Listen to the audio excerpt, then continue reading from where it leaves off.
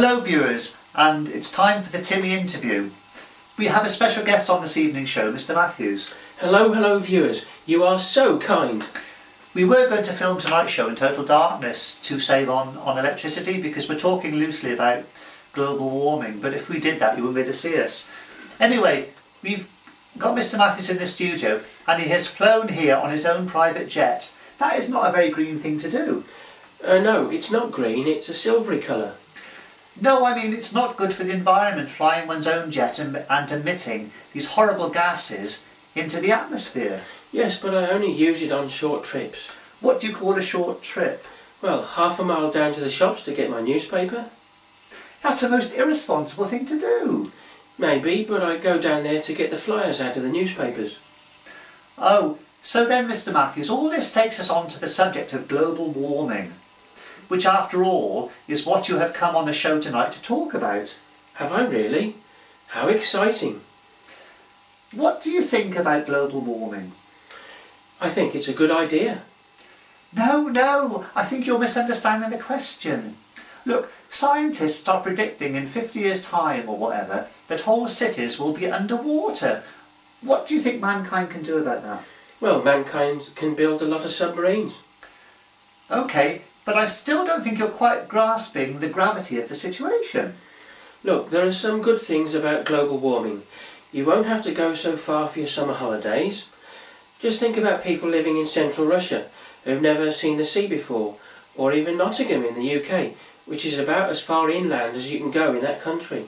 Yeah, Nottingham. That's about 80 miles from the sea in any direction in the UK. So what? Well, with higher sea levels and the waves lapping around the city, they could rename it Nottingham upon Sea. Yes, I see the point you're making, and that also applies to people in central Russia. The sea will be on their doorstep, more or less. That's interesting. You worry too much. Do I? Look, this is what I suggest. If global warming is happening, we could all take more responsibility for our own impact on the planet. And how do you propose to do that? Well, every time we breathe out, we're releasing more CO2 into the atmosphere, yeah? So? It's obvious, isn't it?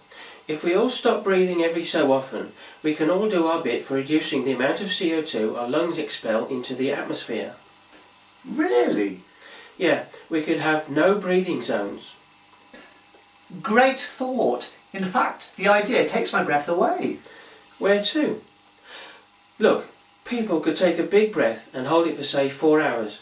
That way we would breathe out much less CO2. What else could mankind do? Maybe they could tax breathing. Brilliant.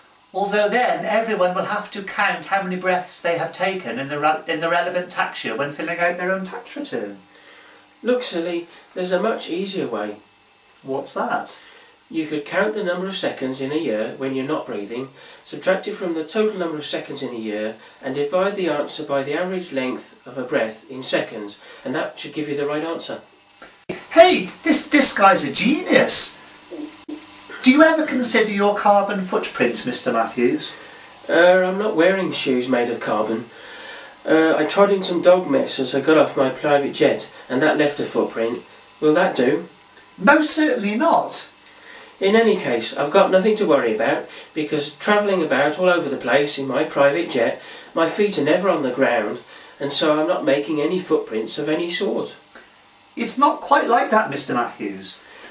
As I understand it, we each have a carbon footprint, and it is a means by which all of us can quantify how much CO2 we are emitting into the atmosphere, either directly or indirectly as a result of our actions. Oh, I see. Well, in that case, I have an idea. Yeah? Each of us could reduce our carbon godprint thingy if we're all made extinct, because then we would not exhale CO2, operate or depend on greenhouse gas emitting factories, or whatever. Maybe you've got something there. Yes. A total nuclear holocaust would be the ideal solution, and all the world leaders would be so grateful to me for saving the planet. Just think that theoretically then everyone then would, I guess, have a carbon godprint thingy of 0.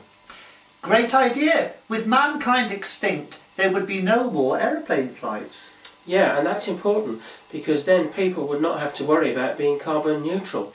Mr. Matthews, there would be no people. Even better, because then there would not be any long queues at airports. In fact, there wouldn't be any queues at all. There will be no cars and lorries on the roads. Not true. They will still be on the roads, but as the engines will be turned off, they'll not be emitting any greenhouse gases. Think of the millions of tons of CO2 that will not be pumped into the atmosphere. Yeah, global warming would be a thing of the past, and mankind could look to the future with a clear conscience. We would be legends in our own lifetime. Oh well, sort of. I take it, Mr. Matthews, that as you are into planet conservation, we won't mention your private jet because that's a sore point. I take it that you don't drive a car. Well, as a matter of fact, yes I do. It's a real gas guzzler. It does about 1 mile to the gallon. Doesn't it worry you when you look up at the sky and you see all the harm that your gas guzzler is doing when it pollutes the atmosphere? Not at all, as I can't see the sky because of the dark cloud of smoke coming out of my exhaust. Right. Well, thank you very much, Mr. Matthews, for this enlightening talk about global warming. I think we've all learned something tonight. Thank you very much. Good night. Good night.